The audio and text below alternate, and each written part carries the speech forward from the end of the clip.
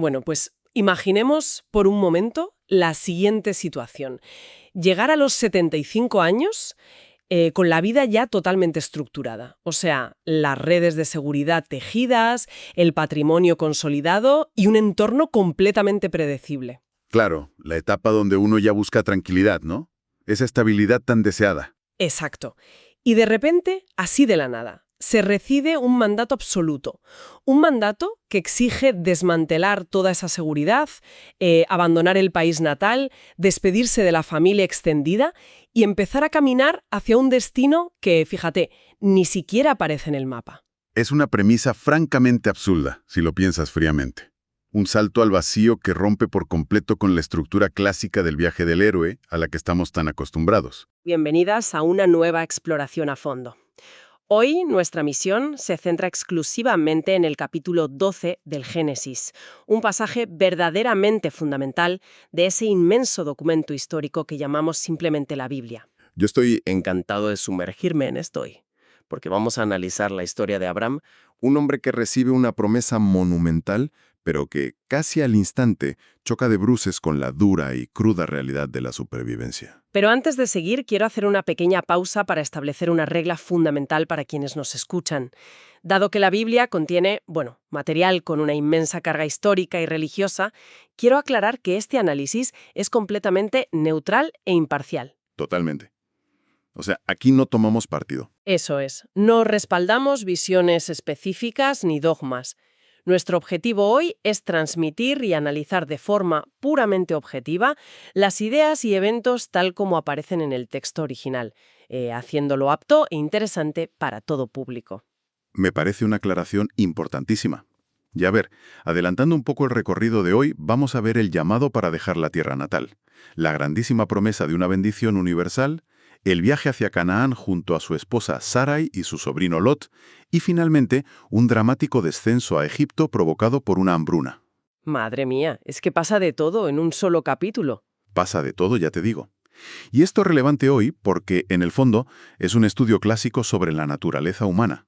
Nos muestra cómo reacciona el ser humano cuando una visión hiperidealista colisiona con una crisis del mundo real. Vale, vamos a desgranar esto desde el principio porque el mandato abrupto que recibe Abraham en el primer versículo es, estela.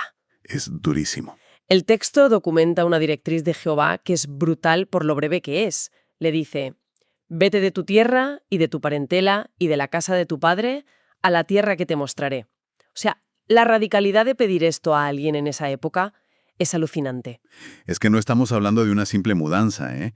En el contexto del antiguo Oriente Próximo, la tierra y la familia lo eran absolutamente todo. Operaban como unos anillos de seguridad vitales. Claro, sin eso no eras nadie. Exacto. La casa del padre te daba identidad legal. La parentela te ofrecía protección militar básica y apoyo económico. Y la tierra te otorgaba estatus. Pedirle a un hombre que abandone esos 3 anillos es, a efectos prácticos, exigirle un suicidio social. Se convierte en un extranjero vulnerable sin nadie que lo defienda. Para que nos hagamos una idea, es como si hoy en día alguien tuviera que renunciar a su trabajo fijo, a toda su red de apoyo familiar, a sus ahorros y a su ciudad natal, pero sin poner un destino claro en el GPS. Tal cual, a ciegas. Todo basándose únicamente en una promesa futura. Es la definición del desamparo absoluto. Pero claro, el texto equilibra esa exigencia tan bestia con una promesa de una magnitud incomprensible. Dios le hace una promesa de 3 partes. Primero, hacer de Abraham una nación grande.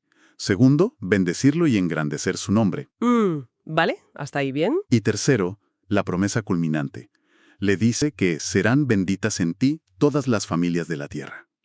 Lo fascinante aquí es cómo el texto establece un contraste brutal. Entre lo local y lo universal, ¿verdad? Eso es, se le pide que deje una sola casa, un entorno diminuto, a cambio de una promesa de escala verdaderamente global, un proyecto mundial cimentado en el sacrificio de un solo individuo. Pero, a ver, espera un momento, porque aquí las matemáticas del relato no cuadran para nada. Ya, el tema de la edad. Claro, se nos presenta un hombre que tiene 75 años, su esposa, Sarai, también es mayor, y sabemos por el texto que no tienen hijos.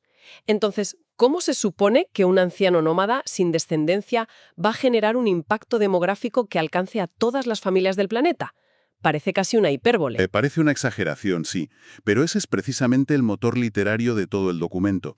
A Abram se le despoja de todo para cargar sobre sus hombros un proyecto mundial, y toda la tensión narrativa nace de esa imposibilidad biológica y logística. Y, sin embargo, la reacción de Abram ante este mandato es la acción inmediata. A sus 75 años, hace las maletas, el texto detalla que sale de la ciudad de Harán y se lleva a Sarai, a Lot y todos los bienes y las almas que habían adquirido. Es decir, su círculo de sirvientes y todo su campamento. Exacto, y emprenden ese viaje a ciegas hasta llegar a la región de Canaán. Geográficamente llegan al lugar de Siquem en el valle de More, y uno pensaría que tras semejante esfuerzo llegarían a un prado verde y desocupado, ¿no? Pues no, la verdad es que no. Y ahí es donde el autor introduce un apunte brevísimo de apenas unas palabras, pero que lo cambia todo. Dice, el cananeo estaba entonces en la tierra. Ostras, esa frase es un jarro de agua fría. Abraham recibe la promesa de una tierra, viaja a los 75 años y al llegar descubre que ya tiene dueño. La promesa divina choca de frente con la realidad territorial. Y no es que hubiera un par de pastores por ahí sueltos. La civilización cananea era potente. Tenían ciudades fortificadas, agricultura avanzada, reyes locales, alianzas. Era una tierra muy ocupada y muy defendida. O sea, descubre que está entrando en una superpotencia de la época. ¿Y cómo reacciona? Porque reclamar eso siendo un nómada es una receta para el desastre. Es una crisis inmediata, sí. Pero Jehová se aparece de nuevo para reafirmar la promesa, aunque con un matiz importantísimo. Le dice, a tu descendencia daré esta tierra. Ah, claro, pospone el cumplimiento para una generación que ni siquiera existe todavía. Menudo panorama. ¿Y qué hace Abraham, mientras tanto, en ese espacio tan hostil? Pues responde edificando un altar allí en Siquem. Luego se muda a una zona montañosa, al oriente de Betel, y edifica otro altar invocando el nombre de Jehová. Y si conectamos esto con un panorama más amplio, vemos una estrategia fascinante. ¿A qué te refieres exactamente? Los altares funcionan básicamente como chinchetas en un mapa. Abraham no tiene ejército para construir ciudades de piedra ni murallas, así que construye altares. Es una forma de reclamar el espacio espiritual y mantener la conexión con lo divino, a pesar de ser un peregrino vulnerable. Es una forma brillante de marcar el territorio, desde luego. Una arquitectura ideológica, no militar. Pero, a ver, la tranquilidad les dura un suspiro. Aquí es donde se pone realmente interesante el relato. Sí, porque el clima allí no perdona. Para nada. Apenas se han establecido, hay una hambruna severa en la tierra.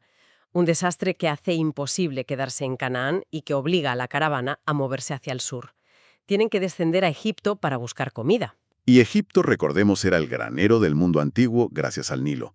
Pero también era un imperio centralizado, aplastante, gobernado por la figura absoluta del faraón. Acercarse allí siendo un extranjero era jugarse la vida. Y es justo en la frontera donde vemos a Abraham entrar en pánico. El héroe del relato, el que acaba de recibir una promesa cósmica, de pronto abandona la fe y traza un plan bastante cuestionable. Bastante turbio, ¿sí? Le dice a Sarai, viendo que es muy hermosa, que teme que los egipcios lo maten para quedarse con ella. Y su solución es decirle, di que eres mi hermana para que me vaya bien por causa tuya y viva mi alma gracias a ti. O sea, utiliza a su esposa como escudo humano para salvar su propio pellejo. Es una capitulación ética total. Pasamos de un Dios que le dice yo engrandeceré tu nombre a un hombre aterrado rogando di esto para que yo viva. Cambia la fe por el instinto de supervivencia más primitivo. Y es que el texto no oculta para nada los defectos de sus protagonistas. Y la tragedia es que el plan, digamos, funciona demasiado bien, ¿no? Funciona maravillosamente mal, exacto. Los egipcios notan la belleza de Sarai inmediatamente. Los príncipes se lo cuentan al faraón y ella es llevada directamente a la casa del faraón, a su harén. Madre mía. Y a cambio de Sarai, creyendo que Abraham es su hermano o tutor, el faraón lo baña en riquezas. El texto es muy específico. Le da ovejas, vacas, asnos, siervos, criadas, asnas y camellos. O sea, una transferencia de riqueza inmensa. Lo convierte en un oligarca nómada de la noche a la mañana. Pero la ironía es brutal.